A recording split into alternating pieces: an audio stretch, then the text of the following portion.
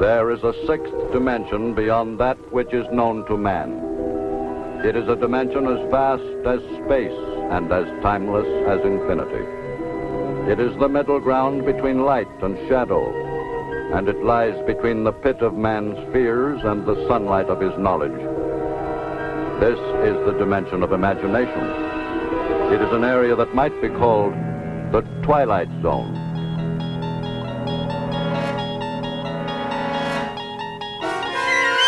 Hello, and welcome to the Twilight Pwn, the internet's third most popular Twilight Zone podcast.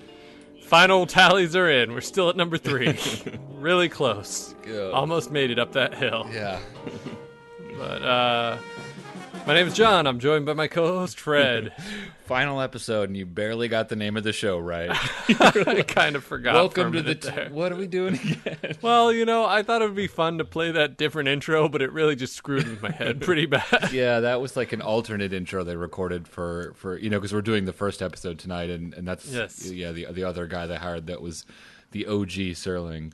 It's funny Yes. because even he's sort of hesitant. He's like, it might be called the Twilight Zone if is the that what we're networks going like with? it. Yeah.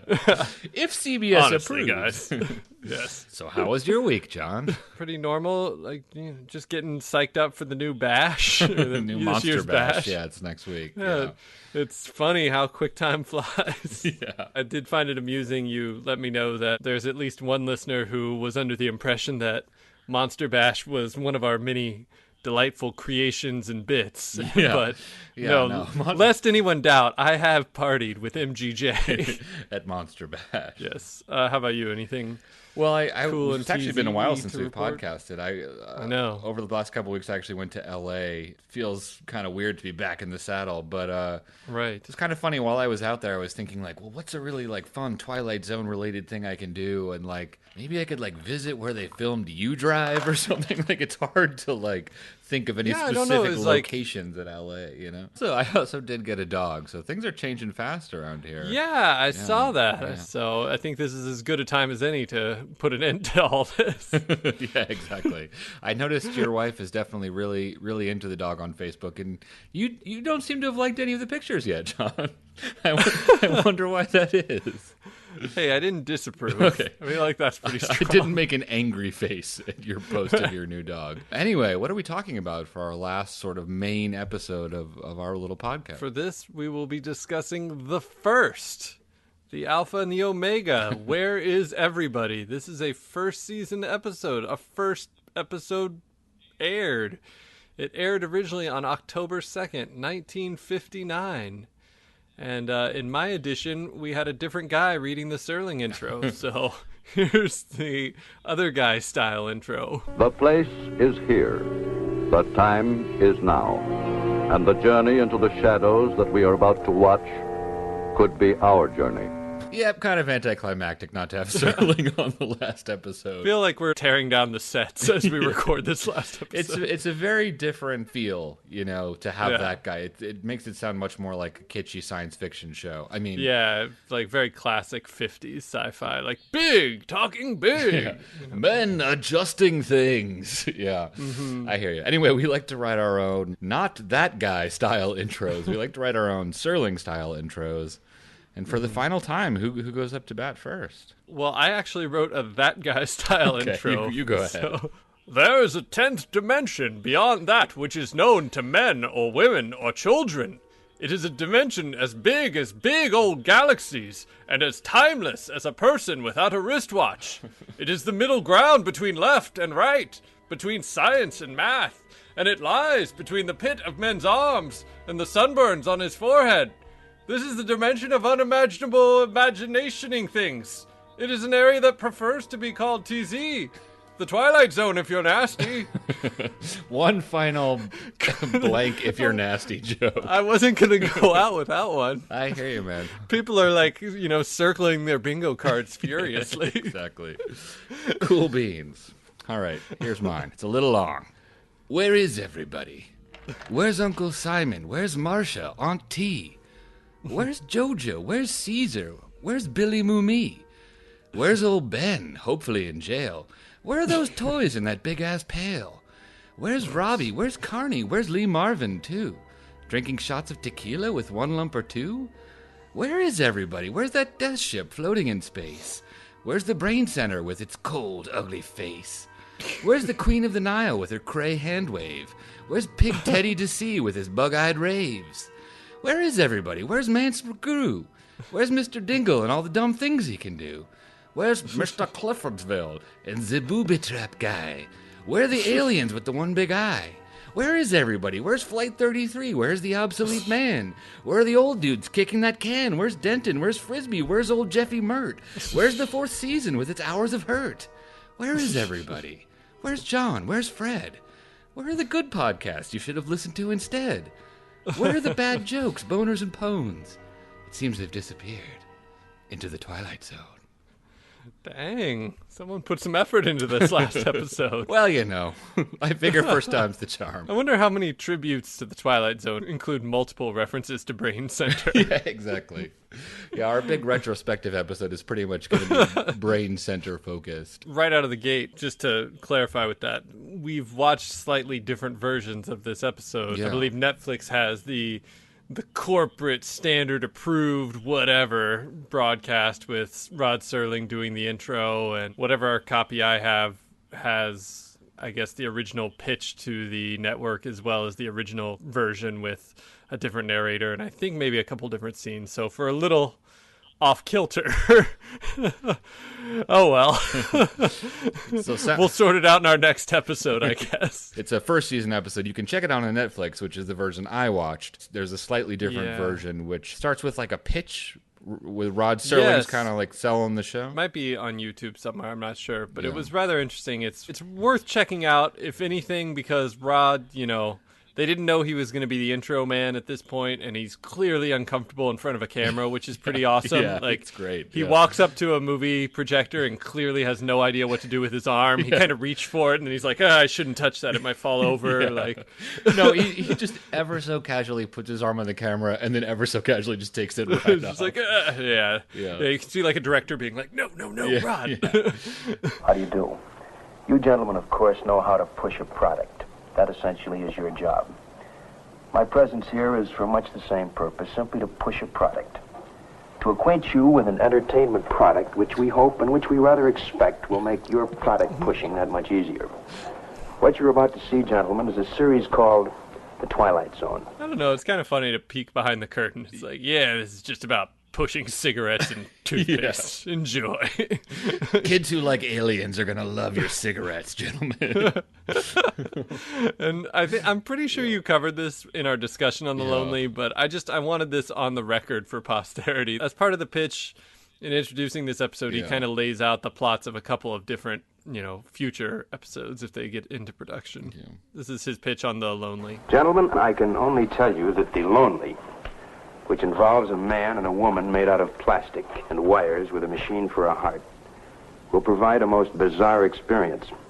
As to the physiological extensions of their relationship, that is, man and female machine, and what they do in their spare time, we're leaving this wide open. Oh, God. But he's just like, you know it, the robots, they Yeah. they really, like, you know what's weird is that, so like, weird. I could easily imagine, like, a network guy hearing that pitch and, like, raising his hand and being like, I'm sorry, could you clarify that? Are you talking about robots boning? Because it's very confusing. That's that, and maybe now we'll discuss the actual episode. Yes, exactly.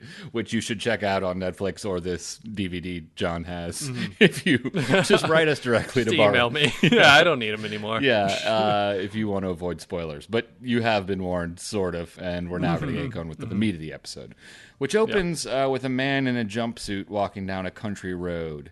Immediate hot or not on the jumpsuit. Kind of looks like the Mystery Science jumpsuits.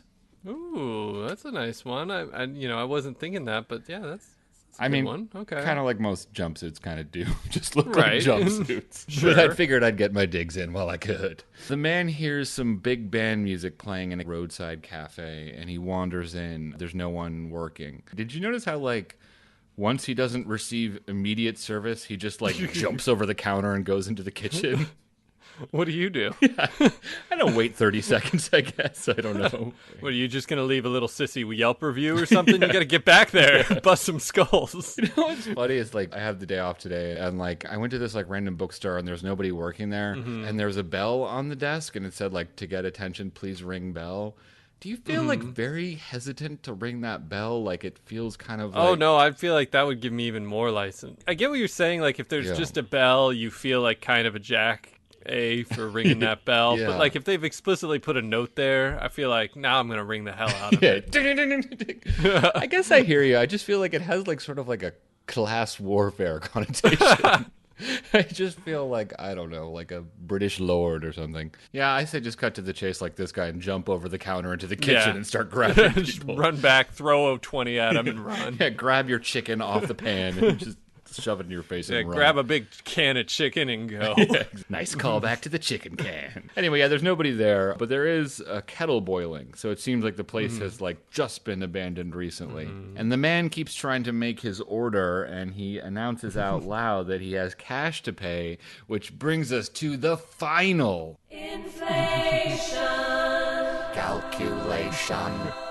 I'll give you a minute to dry the tears there. But he has $2.85, or in today's money, $23.53, which is a lot of money to blow. I mean, at a diner, you could get a pretty darn good meal there. Exactly. Unless it's like one of those faux diners. Oh, yeah, with like a hipster $10 diner? milkshakes with a little bit of liquor in them or something. Yeah. I've been to a few of those living in Brooklyn. You know, after he realizes there's nobody there, he's like talking to himself quite a lot. Hey, you got a customer out here. Ham and eggs over easy, hash brown. Hungry cash customer. There it is. I got $2.85, American money. Sure, American money. Well, we got that much settled. I'm an American. You see, there's some question about my identity. Let me put it to you this way. I'm not sure who I am. Got a very Brando-esque delivery there. Like, I don't know who I am. I don't really give a hoot, but yeah. Twilight Zone often posits this version of amnesia that doesn't exactly feel medical. Right. I think he does a good job with the performance, but it's kind of a little dorky. This is something that throughout the episode, you got a guy who, spoiler warning, is alone for most of this. Yeah. And they kind of had to make the choice. Are we going to do voiceover? Yeah. Are we going to keep it silent? Or are we just going to have him inexplicably talk to himself? And none of them are good options, really. Yeah. Especially if you're trying to pitch to a network or like get someone to buy it. You can't really do the two-style no-talk thing. Yeah. So. The other episode I can think of where they did this is King 9 Will Not Return. And I feel like they didn't do it quite as well there. Here it's a little bit better because he's just kind of boisterous and like... Right. He's like a little bit more plausible of a self-talker. A talker. Since anyway, the man leaves the cafe and then he finds a nearby town where a church bell is ringing, but still no one is there. There's a little like fake out here where he sees what he thinks is a woman in a car. Oh, did you skip a vital plot point? Did I? At the diner, Yes. I believe. Is it at the diner when he sees the broken clock? Oh yes, I do remember that. Crucial plot point. Hard not to think of Time Enough at Last. Kind of foreshadowing. Kind of in a weird way. Put a pin in that, and we'll get back to it at the end. Anyway, he sees what he thinks is a woman in a car, whom he starts talking to for a long period of time. But as he slowly starts walking to her, I don't know, I felt... Like, right away, I saw that it was a mannequin. Like, the very first shot, you're like, oh, it's a mannequin in that car. That's cool. But, like, he's just kind of, like, telling her his life story as he walks slowly towards it.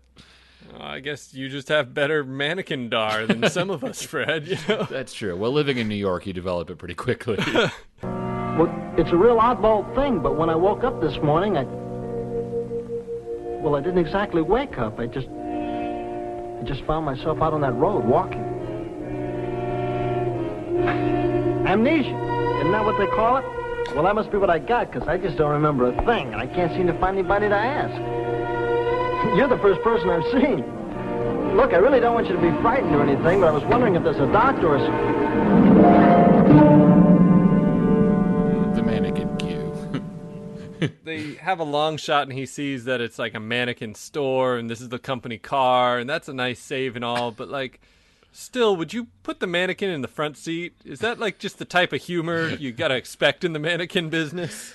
I don't know. It's a pretty wacky industry, especially given what we know of the twist. I will say the mannequin thing kind of like doesn't really make sense in episodes where like a dude or dudes are like in an abandoned place. Inevitably, you're gonna get the mannequin fake out. I don't know. Maybe the '60s was just like a time of mannequins. 1959, the summer of mannequins. Maybe it's just cool foreshadowing for the after hours. Yeah, exactly. Maybe we can just keep seeing all these little spots for Yeah, it. But I checked. Hey, I checked in grams. I don't think that was the Marcia mannequin. It would have been cool if it was. But well, Fred, I got to take a second to break in and announce special thanks to our sponsor here. Now, I know a lot of people like reading, and I love listening to audiobooks. Like, I'm just kidding. We didn't get a sponsor on our last episode. What are you talking about? Just joking, like we got our big sponsorship from Audible.com on our last episode. But luckily, it gave us an opportunity to have one last Fred doesn't know for sure if John's making a joke. Another classic bit from this nose Ticking all the diving boxes. podcast. Moving right along. A phone rings nearby, and the man, who still has no name, runs to dash over and answer it, but no one picks up, and he tries to get the operator, but it's a recording. Right. And then this scene has this kind of panicky little moment where he can't get out of the phone booth. He's like slamming against the door, and he's like, I don't like this jazz, and he's like trying to get out of it. And then, of course, at the end, there's the reveal where all he has to do is pull it. Yeah. I do really like this little beat because it's kind of cool how they like layer like a sort of pedestrian day-to-day kind of goofball problem onto this like weird sort of super surreal situation. I get that as the intention. Yeah. It just didn't work for me. I just thought it was fuzzy and ended up being a little too silly in the middle of when I feel like they're trying to heighten drama. I don't know. Yeah.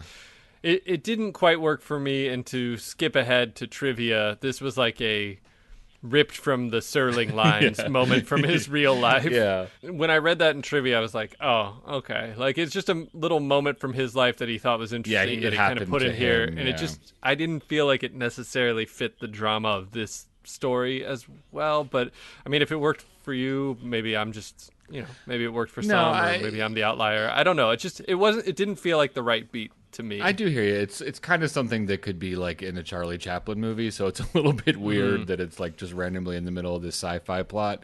But I do think that it's like when you've got this like heightened tone of like, why is you got this abandoned town? Suddenly everything becomes very heightened. Yeah. But I do hear you. Like the fact that it was just like some goofball thing that happened to Rod in an airport once takes away some of the drama. Yeah, I mean, like intellectually, I get what you're saying. It just didn't hit for me that way. So the man then wanders into the police office of this abandoned town, and he finds a fatty blunt still smoking on the ashtray.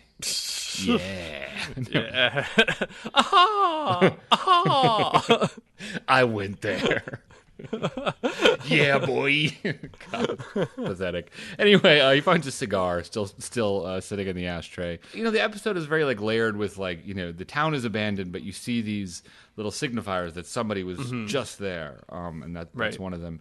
Then he kind of wanders into the jail, and in one of the cells, there's water still running, kind of like it looks like a guy was just shaving. And then the jail cell door kind of starts to close a little bit on him, which again I think is sort of like layering on the like small little things happening added onto this creepy tone, and that makes him kind of, I don't know, #loco.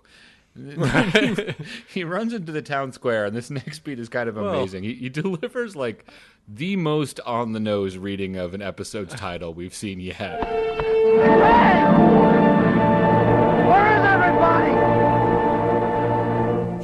He's like literally a foot away from the camera looking directly into the lens when he says, "Where is everybody?" I don't know. What did you think of that? Did you think it was like just dorky, or did you think it was kind of okay? I thought it worked for the time. Yeah. If you did something in a modern episode, something made today, it'd probably come off as a bit sillier, but it didn't strike me as out of step with that era. It kind of, it's almost like that beat at the end of Invasion of the Body Snatchers where Kevin McCarthy's like yelling at the camera at the end. It seemed okay. You didn't have like the old drunk guy be like, "I'm Mr. Denton on Doomsday," like at the end of her. Like, "I'm going back to my 16mm shrine." Like, Yeah. Though they did do one for the Angels in the next one. Maybe they like cooled it pretty quick. I guess that sure was a lot of hocus pocus and frisbee. Possibly the fact that the character's like really desperate and crazy gives it like makes it a little bit okay. Like I think like in other situations it's like the character kind of like is looking off like to the side and then like turns to the camera and sort of slyly says Right. that doesn't work quite as well. It's almost Right. as if you could say, "Where is everybody?" Anyway, It's almost as if the seventh is made up of phantoms. Wait, what? What does that mean, Captain? I don't know. I don't even know. Sounds good, doesn't it? So that's the break to commercial, and when we get back, and the man is wandering into an ice cream parlor, really using all the MGM sets here. They pretty much just bought out the whole town. And he's going to make himself a sundae with 2 scoops, and he starts having a nice long convo with himself in the mirror. I just remembered something. Scrooge said it. You remember Scrooge, old buddy, Ebenezer Scrooge? That's what he said to that ghost, Jacob Marley. He said, you may be an undigested bit of beef, a crumb of cheese, a blot of mustard, a fragment of an undone potato. But there's more of gravy than of grave about you. Well, he was a good theater student, I guess. Amnesia is highly specific. Doesn't remember his name, but Right. exact quotations from Dickens are Scientists have ruled that's part of the Dickensian part of the brain. Yes, The exactly. Dickensian lobes. Dickensian lobe. Those are Right. Those are still highly active during amnesia. Did you notice Yes. at some point, kind of in the middle of this weird little monologue, he kind of like sets down on the counter and he's eating his sundae, and he sits down next to this like very conspicuous sign for Oakwood High School basketball? Ooh, no, I keyed in on something else. Tell me more about Oakwood High School basketball. I think I kind of already have exhausted that particular line of thought, but I thought it was funny because it's like, it looks like an intentional choice. Like the sign is so big, and you can make out their like entire 58, 59 season schedule. And I was kind of like, were they like an early sponsor of the show, or I don't know. Well, I'm just kind of curious. I wonder if it's the Oakwood Gorillas basketball team for North Hollywood, California. Sure, You sounds think? right. Maybe. Sounds right to me. Go Gorillas. I don't know. Gorillas. Exactly. It's kind of weird because for whatever reason, this ice cream parlor has like a bookstore in it as well. Where I grew up in Tulsa, there was actually a soda fountain that had been around since like the 40s and 50s, and they did close down in like, unfortunately, I think about 10 years ago, Yeah. but they were able to stay in business for a long time, and they had like the soda counter Right, okay. and like a magazine shop and like a small book shop and like stationery. Like it was kind of a cool, just kind of like, whatever, we'll sell it, I suppose. Yeah. I grew up in Oklahoma in 1958. Yeah, no, I hear you. Like, Me and Pony Boy, we stayed golden. I can imagine it though, because it's like, you know, at a certain point in history, like this would have been a real like social space for teens. Can't believe I just said that out loud, but I could imagine them selling like, you know, comic books and stuff like that at a thing. So yeah, he like kind of walks through these paperback books and starts spinning the racks around, and there's some. I'm guessing you noticed some cool books. Tell me. Did you notice one in particular? It felt like it was most prominently featured. You mean the one that says "The Last Man on Earth"? No, that was clever though. When I did assume that. It was like a nice little touch. No, but what? I mean, that was like the obvious one. Anyone was. What was gonna the get what was that. the hipster's choice book to notice, John? Tell us. Bread and Wine? Oh, I did notice that. Yes, I saw that. So what is that book? So a little Googling tells me Bread and Wine is an anti-fascist and anti-Stalinist novel written by My dad. Ignazio Salone. It was finished while the author was in exile from Mussolini's Italy, first published in 1936. An Italian version, Pano i Vino, did not appear until 1937. So yes, my question was, Fred, were you familiar with this, and was this used as a bedtime story? Right after he would sing Avanti Popolo to me and read Mao's Little Red Book, we'd finish with something lighter, a history of Italian fascism. No, I've never heard of it, but I actually did notice that book. I also noticed a book that was called I Want to Live, which made me think of that. We talked about that movie a little bit in an earlier episode. It is cool. I don't know. That's very much the kind of thing two guys who start a Twilight Zone podcast are going to enjoy doing, is freeze framing on those books. I may go back and do some Tumblr action. We'll see. I'm sure the director carefully picked every paperback. Well, you know, it's kind of funny because I think, like, in the 3 days he had to shoot this episode, I'm sure he was meticulous. He was like Kubrick. Yeah. Every shot matters. The funny thing is, like, now I feel like people would do that, or at least, you know, like... Exactly. Well, I mean, I think they did with The Last Man on Earth. They were like, let's toss this in. This is fun. Yeah, but they, like, that's, like, almost a plot thing. You know, they focus on this book called The Last Man on Earth, which obviously means something to this guy. But, like, I feel like in a modern day movie, like, the director would, like, pack all the stands with like meaningful books or something, because I think like Well, little I Easter think eggs just- are like so much more common. Yeah. And in part in like our litigious society, it's like they would never let you see the cover of a book Yeah, it's true. unless they like consciously wanted you to see the cover. Unless probably. the book was like Coca-Cola, the book. Then it's night, and the man has managed to beat himself at tic-tac-toe, which he's playing in the dirt, Right. which is kind of impressive in a weird way. When you want to think of like the least effective ways to keep yourself from going crazy when you're alone, solo tic-tac-toe. That's not one you want to go Maybe to. he's kind of leaning into it, you know what I mean? He's like, I'm going to go crazy, so why don't I just lie under this faucet and have it drip on my head one drop at a time? Right. Yeah, anyway, the lights come on, which sort of further spooks him, and all the storefronts open up, and there's a movie called Battle Hymn playing at the local theater. Did you bother looking it up? I did. Ooh, I I did. It didn't. was Tell a me. Rock Hudson movie. Yeah. It was about a bomber pilot turned priest who has left the service but gets brought back into the game during the Korean War. Oh, interesting, yeah. So, You- so there's like, there's some echoes of what we're seeing here. I think there's a reason it was that movie in particular. Yeah, because when he sees it, he sees Rock Hudson in his Air Force costume, and then he says like Air Force. Air Force. Air Force. I'm Air Force. Air Force. I'm in the Air Force. I'm in the Air Force. Hey, I'm in the Air Force. I'm in the Air Force. Hey, everybody, I'm in the Air Force. It's the refrain of a lot of rejected Marines. Yeah. Hey-o! Nailed him, John. He's running into the theater and, yelling about the Air Force. Then the movie starts running, and we see like Yeah. a plane zooming overhead. I'd be curious if that actually is a shot from the actual battle hymn. It looks like it could have just been That's a a stock good question. jet, but unfortunately Grams comes up short on that one. The man sort of panics and runs out of the theater. He's kind of going nuts, and he ends up running headfirst into a lobby mirror, which is like...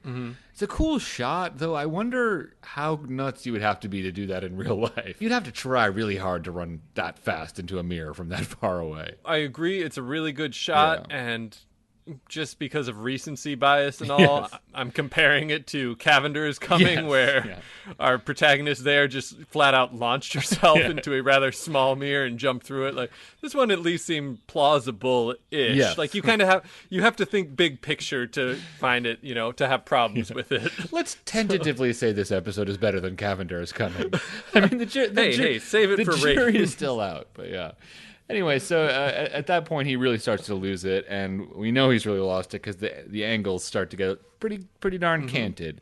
And he's, Yeah, it's the first TZ canted I know, angle. right off the bat. It's part of the DNA of the show. Yeah, and he kinda cool. starts losing it, really just kind of losing all motor control because he's like, I don't know, it's like, I feel like when they put actors in this situation, it's like, okay, you have to like run around and make it seem like you're crazy, but there's only one prop in this entire set. You have to like somehow crash headfirst into it in a plausible way. Like the guy really like just looks for the bicycle and then crashes into it. But there's a pretty nicely directed sequence of him going crazy. He ends up like slouched over a traffic light and he's pressing a little traffic light button saying, help me, help me, help me. Please, somebody help me. Help me. Please, somebody help me. Help me. Help me, help me. Please help me. Help me. Help me. Please, somebody help me. Help me. Please, somebody help me. Please, somebody help me. Help me. Please, somebody help me. Somebody's looking at me. Somebody's watching me. Help me. Please help me. Help me. Help me. Help me. Help me. Please. Yeah, and so you might have noticed a change in sort of sound quality there. It's because in the middle of that, we cut away from the nighttime scene, and we're suddenly watching this on TV, and it's a bunch of army dudes are sitting in a darkened room watching this guy, go nuts. But he's not in a suburban town. He's in some sort of ISO box with like little diodes and things stuck to his head. And the army men start talking about how they threw him in a box and kept him there for quite some time. At some point, journalists come in and are like, so why'd you do that? And The military guy's like, walk with me, Yeah. which starts the first classic Aaron Sorkin Yes. walk and talk that would popularize throughout the Twilight Zone. there's really no reason for them to be walking during this conversation. It makes it dynamic, True, Fred. That's true. why they do it. You consider this a success, sir? Very much so. The man was confined alone in a box for something in the neighborhood of 484 hours. That's roughly equivalent to a trip to the moon, several orbits, and return. And this was a simulated trip to the moon, is that right, General? For all intent and purpose, yes. What about these wires attached to him? Electrodes. All of his reactions were charted and graphed.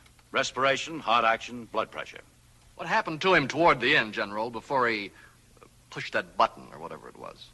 What happened to him is that he cracked. How many hours was that? 480? Yeah, it's like 20 days. I did the math on it. But if liked in the beginning and they're like, so would you consider this experiment a success, General? And he's like, yes, we confined a man to a box for 484 hours. Goodbye. Like, we have furthered science. Yes. Now, 484 hours in 1950. Calculation. For the final time. Rubbing my own jingle in my face. It's 20 days, as I said. Yeah. I don't know whether days have gotten longer or shorter, but it's still too damn long to keep somebody stuffed in a box. And the journalist is like, so this trip to the moon was simulated. Like, why do you have to ask that question? Like, you're looking at the man in the box. Viewers. Sorry, what were we saying? Question for you. The military guy seems to say for all intent and purpose, it was a success. Is that how you would say that phrase? Intense. I would say. I've always said intense for intents and purposes. Yeah.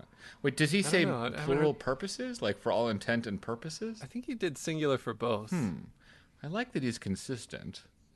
Yeah, that's important. I mean, that's the biggest thing. Is just but if you say for all intent and purpose, it's like, well, there's only one intent and purpose if it's singular, so all wouldn't.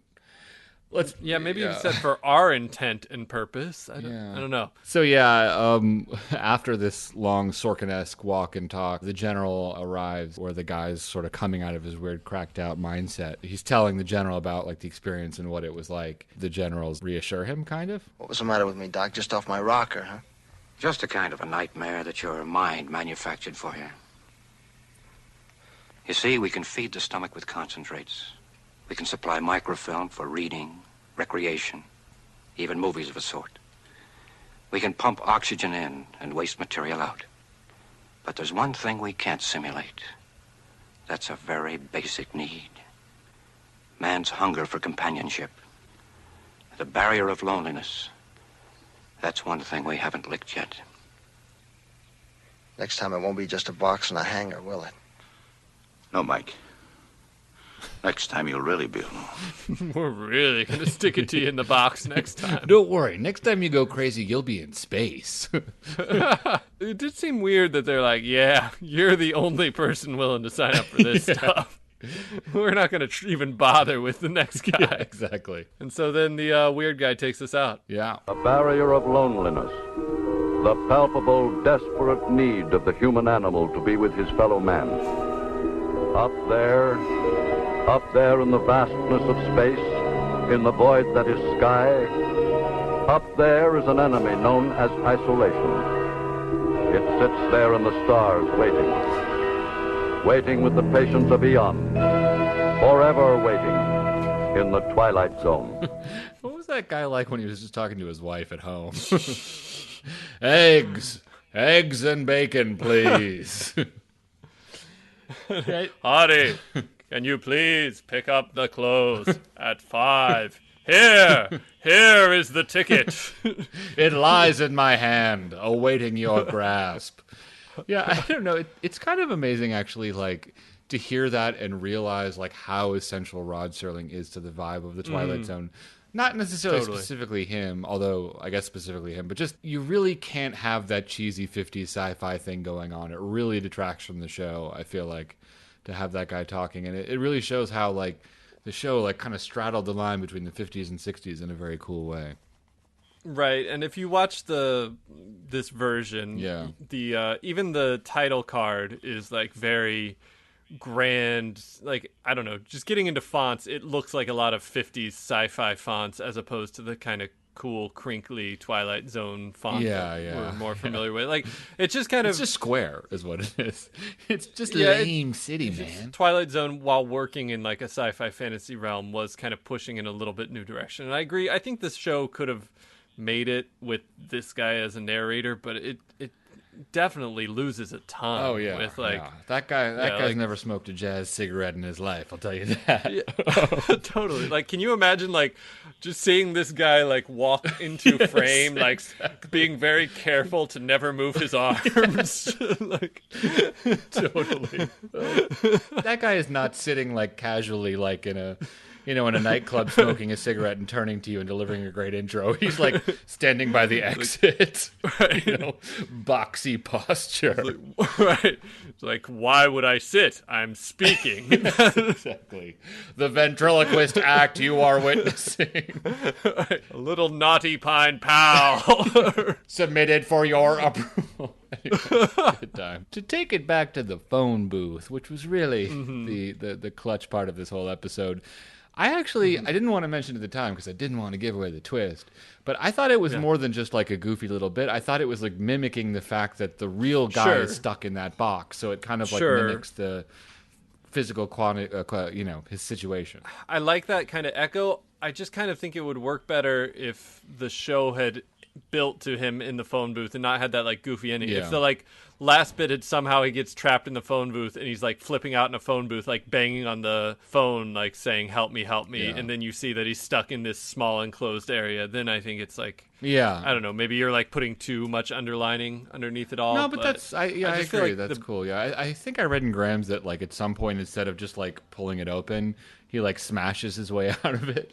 Which now hearing the Serling thing makes me think: is that how Rod got out of the phone booth in the airport? Just kicked it down. Occasionally in the episode, he talks about like I feel like people are watching me, and like he sees this weird eye, which is an ad for an optometry store, and it's like all these little echoes of the real world. And you mentioned it too, that smashed and clock. Gatsby, sure.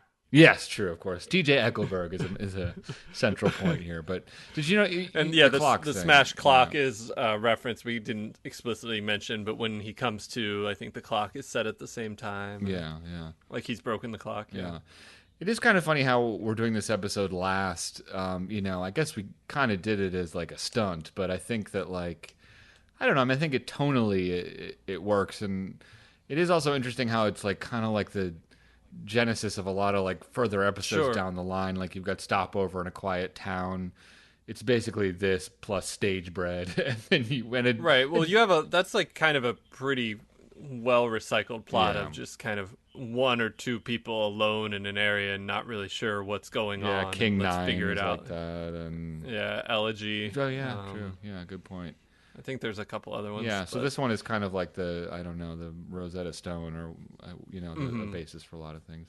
What do you think of the ending? Because a lot of like critical thought on this episode, in as much as there is critical thought on this episode, talks about the ending. I think it's solid. I think it's a perfectly good ending. It's interesting that there's not exactly a like metaphysical or fantastical twist so much as there is like a plausible psychological explanation behind it, which I guess it's kind of interesting in as much as the Twilight Zone probably had a choice early on of like how far out are we going to go in the fantasy realm. Maybe this was a good one to film and show to networks or potential buyers, sponsors, because it's like, okay, we're not too crazy. Like there's an explanation here. It's not too out there. Yeah, I know what you mean. Yeah, and we've, over the course of doing the podcast, a number of times we've touched on the like sheer stupidity of audiences at the time of like not understanding like, wait a minute, something's happening that couldn't happen in real life. So maybe it was good to start safe. I don't know. Yeah, and it's got that like comfortable psycho ending of the captain or the military guy explicitly explaining the twist to the journalists. Do you remember earlier when we were inside his brain and we saw the broken clock?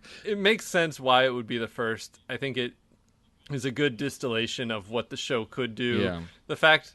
I mean, this is jumping into trivia a bit, but apparently in the shooting of the episode, the actor Earl Holliman claims that he suggested to Rod that he tear a page out of the phone book and have it fall out of his pocket at the end. Yeah. But Rod advised that CBS wanted the program to be more in reality. This is kind of conflicting. I'm sure Grams can weigh in, supposedly Serling had a beat like this in his original script that got taken out, but he put it back in when he did a novelization. So I think there was like, and they ended up using that twist at the end of King 9, the right? sand. With like dirt in the chute. That damn sand. Yeah, which frankly just made it like, I think it was better that they didn't do that extra level of it. Yeah. It just would have been, I think if anything, if I'm like General Mills food or whatever, I'd just be like, wait, what the hell? What about the ticket? Or why is that there?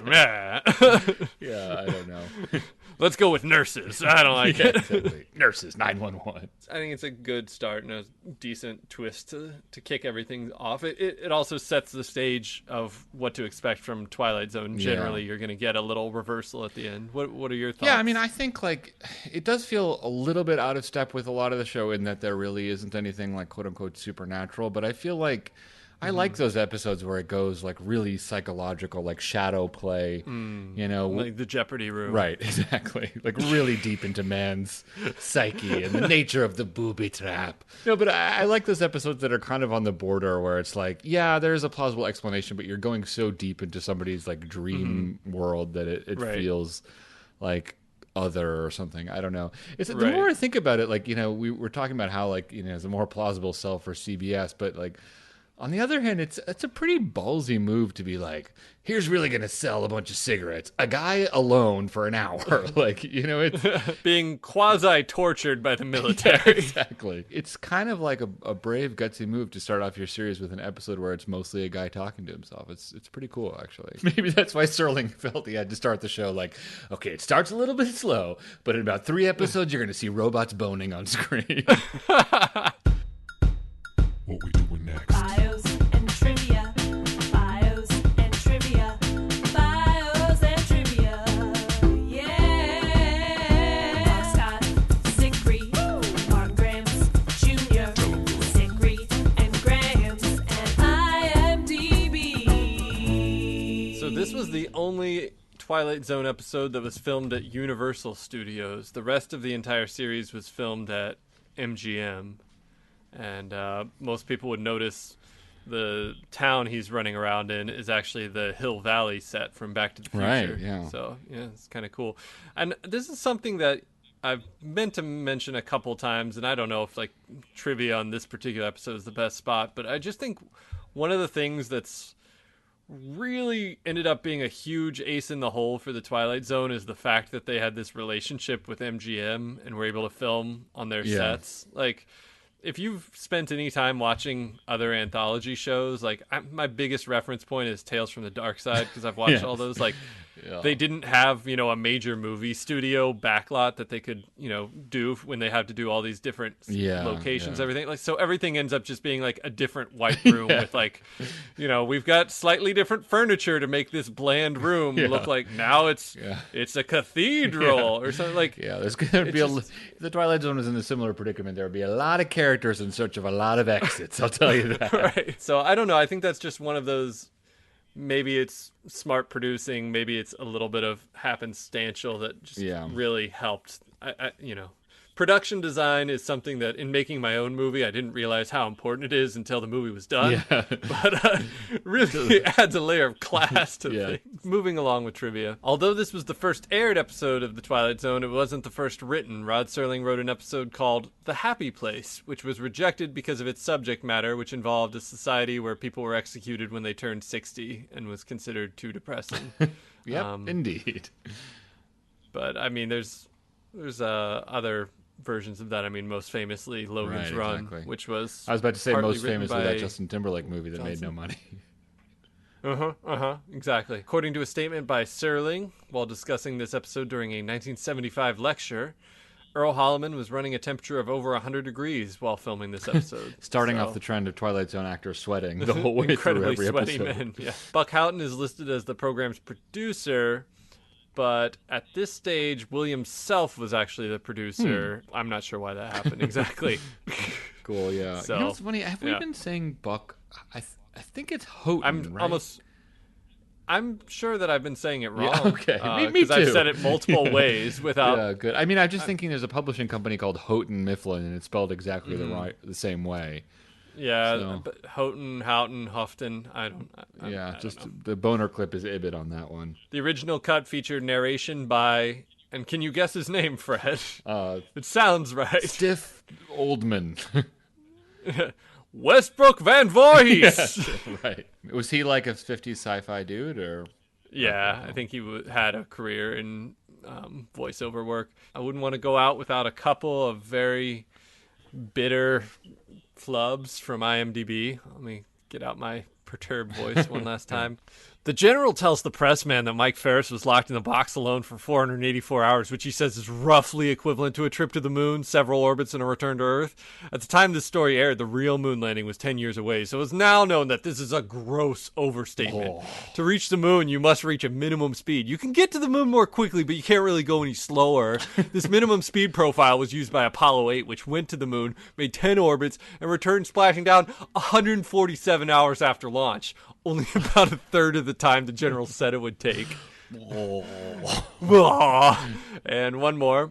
The general states that Ferris was in the box for 2.5 weeks. 484 hours is a little over 20 days. Just 1 day shy of 3 weeks. The general should have just said 3 weeks. That is petulant. The first one, I have to admit, I kind of thought the same thing. I was like, oh, it'd really take 20 days to get the moon, so to sadly admit that I went along with that one. But the second one, come on, guys.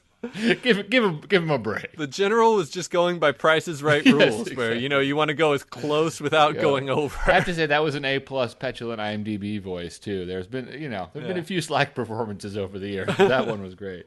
What's MGJ got to say about all this? Well, he points out that only a month prior to this episode airing, the Russians had sent back, I think, the first pictures from the moon with one of their Luna expeditions. So this kind of like played right into the space race. I'm not sure if Serling necessarily intended the timing to be so fortuitous, but it certainly it worked on that level. Serling's inspirations for the episode were A, his being trapped in a phone booth, B, reading about isolation experiments that the military was doing, and C, he had an experience of being like alone on a movie lot once, and it felt kind of like eerie in a way that's kind of cool. So that's sort of interesting. Yeah. The theater where he sees the Battle Hymn movie is called the Savoy Theater. It's mentioned in other Twilight Zone episodes, in The Trouble with Templeton and The Dummy and maybe some other ones. The reason why is because it's like a legality thing. Like, it's the plausible name for a theater, but there were no Savoy theaters in America at the time. So it's kind of like a recurring teasy motif that we didn't notice. But it's kind of like the 555 of movie theaters. Exactly. The 555 Savoy. There's a lot of stuff about like the ending that you mentioned. I have to say it confuses me a little bit because there's a lot of back and forth, but certainly there was some hesitation and confusion about the ending. But I do want to read this kind of like funny review from the Hollywood Reporter that was published after the show aired, because it really sounds like it was written by Rod Serling. All right, here we go. The lonely literati of TV's word watchers and significance seekers marching society may be constrained to discover that, contrary to coffeehouse gossip, Rod Serling, first-class Frankenstein to the electronic monster, can commit himself to a weekly series without necessarily compromising its craft on the altar of commercialism. This debut scored with dramatic impact and frequently found when the TV camera attempts to focus on the fringes of fantasy, and while short on insight, it was strong on style and solidly suspenseful. Maybe that was just Are we sure this is actually a review, or was this the press release that Serling dashed off? Yeah, I mean, the only thing that makes me hesitate is that it says short on insight. I'm pretty sure that Rod wouldn't have let that one slip out the door. But yeah, I enjoyed that. What about bios? Earl Holliman played Mike Ferris. He is the first official use of a recycled prop from Forbidden Planet. Nice. Glad we started on a bang. For his work in The Rainmaker, which was a film from 1956, he's one of only 6 actors to win the Golden Globe for Best Supporting Actor in a Motion Picture without receiving an Oscar nomination for the same performance. Dubious distinction there. It's one of the only 6 losers. This is going to be very important for your trivia nights. The others are Millard Mitchell in My 6 Convicts, Stephen Boyd in Ben-Hur, Oscar Werner in The Spy Who Came in from the Cold, Richard Attenborough in The Sand Pebbles, and Dr. Dolittle. Wow, he did it twice. I guess the Academy hated Richard Attenborough, and Richard Benjamin in The Sunshine Boys. All right. So, interesting. Thank you for not asking me to try and guess at that. Yeah, no, I knew they were all kind of a little more obscure. Yeah. I've seen The Spy Who Came in from the Cold. That too, and I've probably seen Ben-Hur at some point, but I don't really remember it. James Gregory played the general. He was also in The Passerby. John Conwell was probably a journalist or some miscellaneous person. He was also in The After Hours. Written by Serling, directed by Robert Stevens, who only did one other episode. Do you remember? No idea. Walking Distance. Oh, yeah. I actually do remember that. Very strange that he didn't... Yeah, I think we talked about it then, that it seemed odd that he only got 2. I think it was because he went really over budget on Walking Distance. And yeah, this episode I went feel like over maybe we budget, talked too. about this.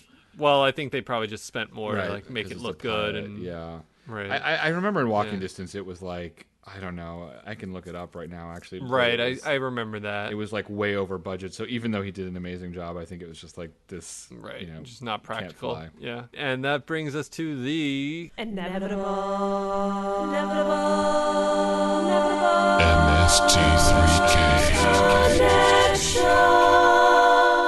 For the final time, we like to find connections between Mystery Science Theater 3000 and the Twilight Zone. And I'm very happy to hear that we have one for this, the final episode. What is it, John? Okay, I will put this somewhere higher than a tenuous one, but it's not exactly what we normally do. But I think this, I like this one. I feel okay about this one. Earl Holliman obviously played the main character, Mike Ferris. Now, Earl Holliman was never in a movie that Mystery Science Theater discussed. However, he was featured as the main focus of a sketch they once did. In a movie called Attack of the Eye Creatures, there was an actor who looked vaguely like Earl Holliman. So they did a several-minute-long sketch that was a tribute to Earl Holliman that's pretty funny. I'm going to go with that. I think that's a good MST connection. That's a great one. And let's move on to IMDb ratings. What do they say? IMDb gives this episode an 8.0. Which is high, not in the very top. Yeah. I feel very similarly. I think it's a very good episode that creates a great mood and has a lot of great details in it that just maybe gets a little bit boring somewhere in there. It just at some point it's he still can't find anyone, and Right. at a certain point the fact that it's a cigar instead of a tea kettle stops to lose its impact. So it's high but not top tier. What do you think? Yeah, I agree. I mean, I think you place this in the context of it being the first and having to get them over the hump to, get to series. Yeah. I think it's a good choice for that. You see it as a precursor to a lot of stuff they do later. And I think it does the man alone trying to figure out what's going on better than some of the episodes that came after. Yeah. So give him credit for that. Earl Holliman, I think, is good, not great, but solid in this. The directing, I think, is pretty darn good. I just put it kind of had a somewhere. vision of John Anderson in this role. Where is everybody? I just see him the whole thing plays out with him sitting at the diner patiently for 25 minutes. I'm still waiting for my eggs. Help me. Help me get eggs. Help me, please. Oh, it's fine. I'll wait. I have cash. My instinct is a 7 plus 8 minus, so pretty close to what IMDb thinks anyway. I think it's a good episode. I'm thinking 7 plus. It's a good episode. It's definitely not one of my favorites, but it's completely respectable and it's a good start. Yeah, I agree. I think it's an 8 for me. I like it a lot. I think maybe it comes down to that phone booth. Maybe that phone booth is that extra little half a point, but I think it's very good, very solid. No big strikes against it, but maybe not quite as insightful as some of the very, very, very best episodes of the Twilight Zone. Right. Cool. All right, that wraps it up for Where Is Everybody? Was that a request from everybody or anybody? No, that was definitely a request by Adam on Tumblr. I feel like a couple people tried to sneak in under the wire when we had 4 episodes nice left. try, guys. I've always wanted to hear you talk about Where Is Everybody, but you know. Yeah, nice try, guys. Yeah. But thanks, Adam, on Tumblr. So next week, we won't be doing anything because there's no more episodes of The Twilight Zone left. We are, however, going to have a big retrospective grand finale, self-indulgent look back at the show. Yes. Probably stretched out over 12 or 13 episodes. But we'd really love to hear from you guys. A lot of people have been writing, and it's been really great. What we'd love is if you have any questions for us, we'll answer our favorite ones on air. If you have any like things you want to share about the podcast or your own experiences with the Twilight Zone, we'd love to hear it. You know, we probably will have to edit all of it down because Yeah, I've already been fun kind of working on it. We've gotten a lot of great material, and we're definitely reading, going over it all. If we don't get to your specific thing, no, we have definitely read it and appreciate it. We're loving that, there's so much great response. Yeah, and there's still plenty of time because it's definitely going to take us at least 2 weeks to get it all together. So please do write in if you have anything you want to share with us before our grand finale. There's lots of ways to get in touch with us aside from that, or in addition to that. Well, preferably, yeah. Those, if you could send them to email, it really helps. Yeah. Twitter's kind of hard to get in touch with. So email us for that kind of stuff. But John. But in general, yes. I guess what I'm saying is John, do the spiel. Right. For those kind of things related to the finale, please send us an email at twilightpwn@gmail.com. For any other stuff you want to touch base with us, you can get in touch with us on Twitter at Twilight Pwn. You can check us out on Facebook. You can check out our website, twilightpwn.tumblr.com. You can listen to us on any kind of podcatcher app. And you could subscribe to us on iTunes if you're over there. If you leave us a rating or review, we love reading those. To that end, thank you to Photo Rain, Joshua Mason, Spec09, and Aaron B. Disney for getting a couple in right under the wire. Aaron B. Disney, that's a good one. So my question to you, John, for the outro is, do you ever talk to yourself when you're alone? Or are you ever alone now that you're a father of that's actually, that's the bigger question. As a stay-at-home dad, just started salivating at the thought. Is this episode just like a beautiful fantasy to you? You're like, why is he so upset? Exactly. He has time to read that book in the drugstore. Exactly. No, I don't. I definitely don't have conversations or extended. I mean, I think sometimes if I hit something, I might say "damn it" to myself, but cheese it. I'm not really one to talk out in something if I'm trying to figure out a problem on my own or something. How about yourself? I do actually. Definitely not anywhere where there's even the slightest chance of being overheard, for sure. But I sometimes talk to myself in the shower. Sometimes. And actually, I lied earlier, because sometimes, if I'm, trying to, think of how a conversation will go, I'll, pretend to be talking to somebody on the phone, but really I'm rehearsing this conversation, which, now that I'm saying it out loud, sounds kind of insane. But I do that. So that's a nice note to go out on. I'm a lunatic. Good night, everybody. All right. We might not talk to you guys next week, but we'll definitely be back soon with our big grand finale. All right. Sit tight. Talk to you soon. Bye.